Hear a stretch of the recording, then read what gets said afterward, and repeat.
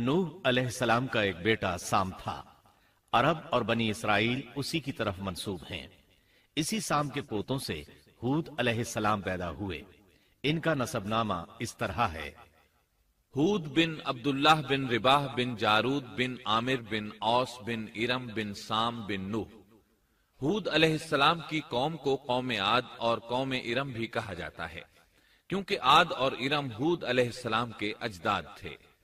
قوم ہود احقاف نامی ایک بستی میں آباد تھی، اور یہ بستی عمان اور حضرہ موت کے درمیان ریت کے ٹیلوں والے علاقے میں تھی۔ عربی میں احقاف ریت کے ٹیلوں کو کہتے ہیں۔ یہ علاقہ سمندر کے کنارے واقع تھا اور شہر کے نام سے پکارا جاتا تھا۔ قرآن مجید میں سورۃ الاحقاف آیت 21 میں اللہ تعالیٰ نے انہیں ان کی بستی کی طرف منسوب کرتے ہوئے مخاطب کیا ہے۔ اور عاد کے بھائی کو یاد کرو جبکہ اس نے اپنی قوم کو احقاف میں ڈرایا۔ قوم عاد کے لوگ اپنی رہائش کے لیے خیمے پسند کرتے تھے۔ ان کے خیمے بہت مضبوط اور پختہ ہوتے تھے۔ یہ لوگ ان کو بڑی مہارت سے بناتے تھے، پھر ان پر فخر کرتے تھے۔ اللہ تعالیٰ سورۃ الفجر آیات 6 تا 8 میں فرماتے ہیں: کیا آپ نے نہیں دیکھا کہ آپ کے رب نے عاد کے ساتھ کیا کیا، جو نسل ارم سے تھے، ستونوں والے تھے، جن کے مانند کوئی قوم دنیا کے ممالک میں پیدا نہیں کی گئی۔ اللہ تعالیٰ نے ان کی کاریگری اور فن کی ایک مثال دی ہے کہ وہ ایسے خیموں میں آباد تھے جن کے ستون بہت مضبوط تھے، طاقتور تھے۔ ان لوگوں نے شہروں اور بستیوں کو ایسی کاریگری سے بنایا کہ ان کے متعلق عجیب و غریب روایات مشہور ہو گئیں۔ یہ نرم زمین میں خیمے بناتے تھے، اس کے ساتھ پہاڑوں میں محل بھی بناتے تھے، حالانکہ رہائش کے لیے زمین پر خیمے موجود تھے۔ گویا بیکار دولت اور وقت برباد کرتے، پھر اس پر فخر کرتے۔ شہروں میں جو راستے اور سڑکیں تھیں وہ بہت چوڑی تھیں۔ ان جیسے طویل اور قوی لوگ بعد میں پیدا نہیں ہوئے۔ کاریگری اور فنکاری میں یہ لوگ اس مقام تک پہنچے کہ پھر کوئی نہ پہنچ سکا۔ یہ لوگ عرب تھے اور عربی میں بات چیت کرتے تھے۔ ہود علیہ السلام بھی عربی تھے۔ اسماعیل علیہ السلام سے پہلے کے عرب باشندے عرب عاربہ کہلاتے ہیں۔ ان کے مشہور قبائل یہ ہیں: عاد، سمود، جرہم، امیم، قحطان اور مدین وغیرہ۔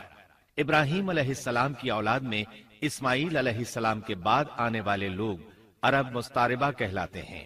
اسماعیل علیہ السلام عربی نہیں تھے، کنعانی تھے۔ جب ابراہیم علیہ السلام اسماعیل علیہ السلام کو مکہ معظمہ میں چھوڑ آئے اور اسماعیل علیہ السلام نے عربوں سے میل جول قائم کیا تو ان سے عربی سیکھ لی اور اس میں بہت مہارت پیدا کر لی، یہاں تک کہ آپ کو عرب کا فصیح کہا جانے لگا۔ اہل عرب میں فصاحت و بلاغت آپ ہی سے آئی۔ رسول اللہ صلی اللہ علیہ وسلم بھی اسی انداز میں فصیح و بلیغ عربی میں بات کرتے تھے۔ طوفان نوح کے بعد جب دوبارہ لوگوں کو پیدا کیا گیا تو وہ ایک مرتبہ پھر ان بستیوں میں رہنے کے لیے چلے گئے جہاں نوح علیہ السلام رہا کرتے تھے۔ نوح علیہ السلام شام کے شمال اور ترکی کے جنوبی علاقوں میں رہا کرتے تھے۔ لوگ یہاں آباد ہو گئے، پھر یہاں سے کچھ لوگ فلسطین اور شام کی طرف ہجرت کر گئے اور کچھ لوگ جزیرے کی طرف ہجرت کر گئے، اور قوم عاد جزیرے کے جنوب میں آ کر آباد ہو گئی۔ اس وقت تمام لوگ توحید پر تھے۔ طوفان کے ساتھ جب زمین پامال ہو گئی تو اس پر سوائے نوح علیہ السلام کی اولاد کے اور کوئی زندہ نہ رہا۔ یہ لوگ توحید پرست تھے، لیکن وقت کے ساتھ ساتھ قوم عاد آباد ہوئی اور شیطان نے ان کے دلوں میں وسوسہ ڈالا۔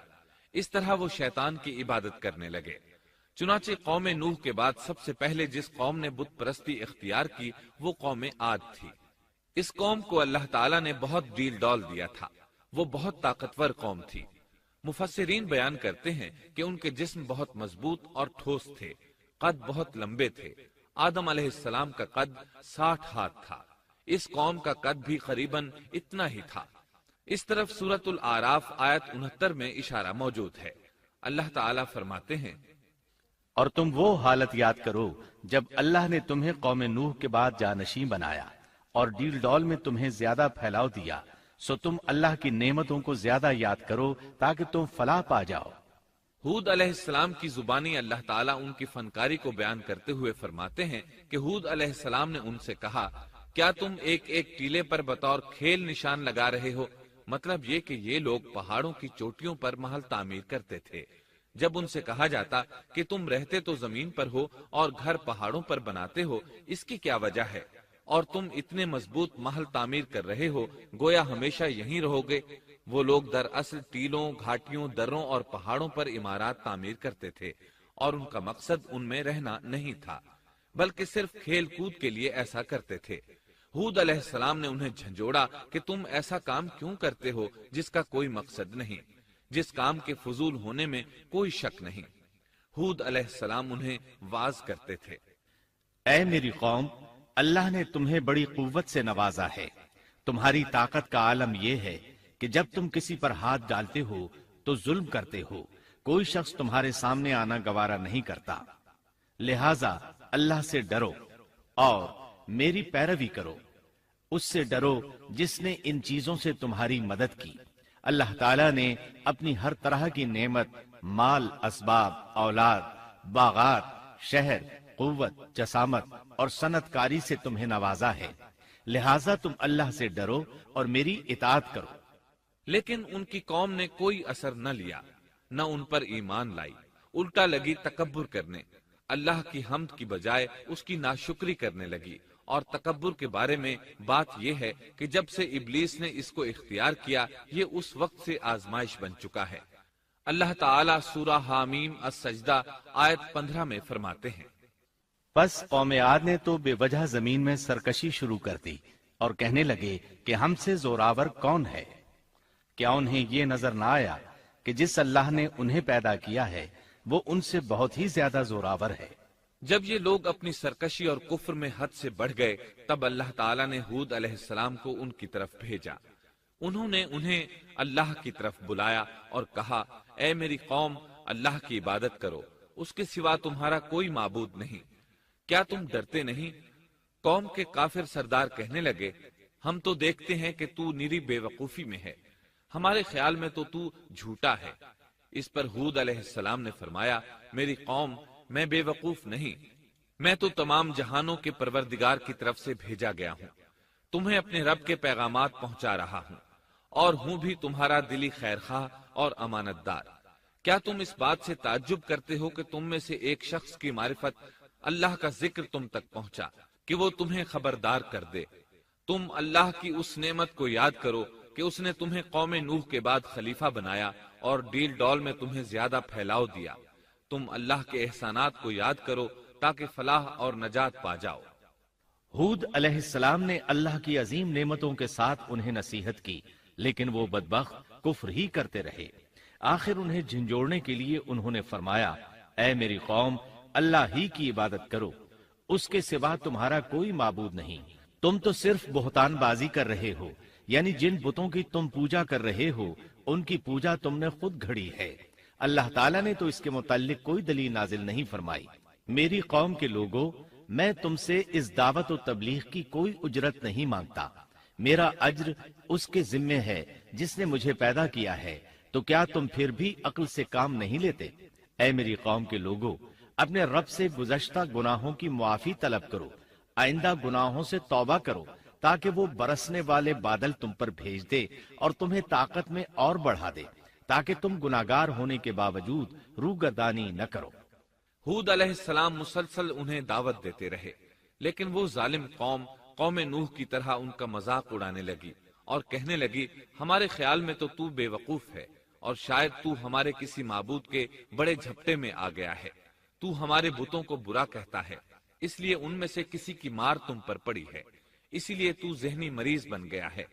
وہ ظالم لوگ چونکہ آخرت پر ایمان نہیں رکھتے تھے اور دنیا میں خوشحالی کی زندگی بسر کر رہے تھے، اور تھے بھی اپنی قوم کے سردار، اس لیے اپنے ماتحتوں سے کہنے لگے، یہ تو تم جیسا ہی انسان ہے، وہی کچھ کھاتا ہے جو تم کھاتے ہو، اور پیتا بھی وہی کچھ ہے جو تم پیتے ہو۔ اب اگر تم نے اپنے جیسے انسان کی اطاعت قبول کر لی تو سخت خسارے میں رہو گے۔ کیا یہ تمہیں اس بات سے دھمکاتا ہے کہ جب تم مر کر خاک اور ہڈیاں بن جاؤ گے تو پھر زندہ کیے جاؤ گے؟ ہرگز نہیں، یہ بات امکان سے باہر ہے جس کا وعدہ تم سے کیا جاتا ہے۔ یہ زندگی تو صرف دنیا کی ہے، ہم مرتے جیتے رہتے ہیں، ہم پھر نہیں اٹھائے جائیں گے۔ یہ تو وہ شخص ہے جس نے اللہ پر جھوٹ باندھا ہے۔ ہم اس پر یقین کرنے والے نہیں۔ ہود علیہ السلام انہیں دعوت دیتے رہے یہاں تک کہ ان کی قوم نے واضح طور پر کہہ دیا کہ آپ ہمیں واز سنائیں یا نہ سنائیں، ہم تو اپنی روش نہیں چھوڑیں گے، یہ تو پرانے لوگوں کا دین ہے۔ اس طرح قوم انہیں مسلسل جھٹلاتی ہی رہی۔ آخر ہود علیہ السلام نے بھی انہیں کھلم کھلا دھمکی دی اور فرمایا، لوگوں سنو، میں صرف تمہیں ہی نہیں اللہ کو بھی گواہ بنا کر اعلان کرتا ہوں کہ اللہ کے سوا جس کی عبادت ہو رہی ہے میں ان سب سے بری طرح بیزار ہوں۔ اب تم ہی نہیں اپنے ساتھ اوروں کو بھی بلا لو اور اپنے ان سب جھوٹے معبودوں کو بھی بلا لو، اور تم سے جو ہو سکے مجھے نقصان پہنچا دو، مجھے کوئی مہلت نہ دو، نہ مجھ پر ترس کھاؤ۔ یہ فرمانے کے بعد انہوں نے اللہ سے دعا کی، اے پروردگار، ان کے جھٹلانے پر تو میری مدد فرما۔ اللہ کی طرف سے آپ کو جواب ملا، یہ تو بہت ہی جلد اپنے کیے پر پچھتانے لگیں گے۔ اللہ کے نبی کا انکار کرنے، اس سے بغض رکھنے اور اس کا مذاق اڑانے والوں کا انجام کیا ہوا؟ اللہ نے انہیں ایسے زناٹے کی آندھی سے تہس نہس کیا کہ جس کی تاریخ میں مثال نہیں ملتی۔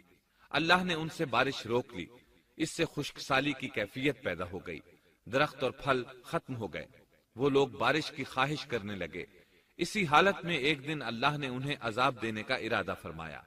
انہوں نے دیکھا ایک سیاہ بادل ان کی طرف بڑھ رہا ہے، خوشی سے اچھلنے لگے، کہنے لگے یہ بادل ہم پر برسنے والا ہے، جبکہ ان کا خیال غلط تھا۔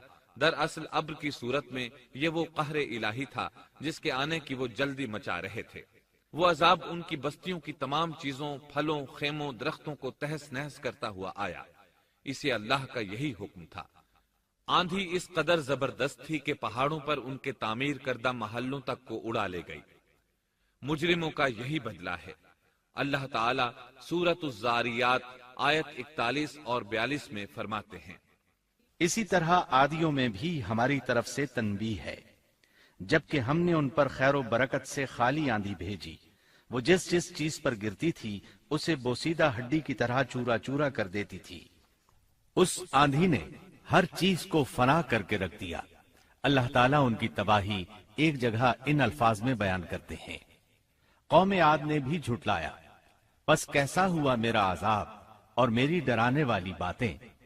ہم نے ان پر تیز و تند مسلسل چلنے والی ہوا ایک لگاتار منحوس دن میں بھیج دی، جو لوگوں کو اٹھا اٹھا کر دے پٹکتی تھی، گویا کہ وہ جڑ سے کٹے ہوئے کھجور کے تنے ہیں۔ پس کیسی رہی میری سزا اور میرا ڈرانا۔ یقیناً ہم نے قرآن کو نصیحت کے لیے آسان کر دیا ہے، پس کیا ہے کوئی نصیحت پکڑنے والا؟ ایک تیسرے مقام پر اللہ نے ان کی ذلت اور رسوائی کا ذکر یوں کیا ہے، قوم عاد بے حد تند اور تیز ہوا سے غارت کر دی گئی۔ وہ ہوا ان پر برابر لگاتار 7 رات اور 8 دن تک اللہ کے حکم سے چلتی رہی۔ آپ وہاں ہوتے تو دیکھتے کہ وہاں لوگ یوں چاروں شانوں چٹ گرے پڑے ہیں جیسے وہ کھجوروں کے کھوکھلے تنے ہوں۔ کیا ان میں سے کوئی بھی آپ کو باقی نظر آ رہا ہے؟ ہود علیہ السلام کو اللہ تعالیٰ نے اپنی رحمت سے نجات دی۔ باقی تمام جگہوں پر تباہی تھی، لیکن جس جگہ ہود علیہ السلام اور ان کے ساتھی تھے اس طرف یہ ہوا پھٹکی بھی نہیں۔ کہا جاتا ہے کہ ایک باڑ تھی جس میں ہود علیہ السلام، حیوانات، چوپائے اور ان پر ایمان لانے والے تھے، اور آندھی نے ہر چیز کو فنا کر ڈالا۔ اللہ تعالیٰ سورہ آراف آیت 72 میں فرماتے ہیں، غرض ہم نے انہیں اور ان کے ساتھیوں کو اپنی رحمت سے بچا لیا اور ان لوگوں کی جڑ کاٹ دی جنہوں نے ہماری آیتوں کو جھٹلایا تھا اور وہ ایمان لانے والے نہ تھے۔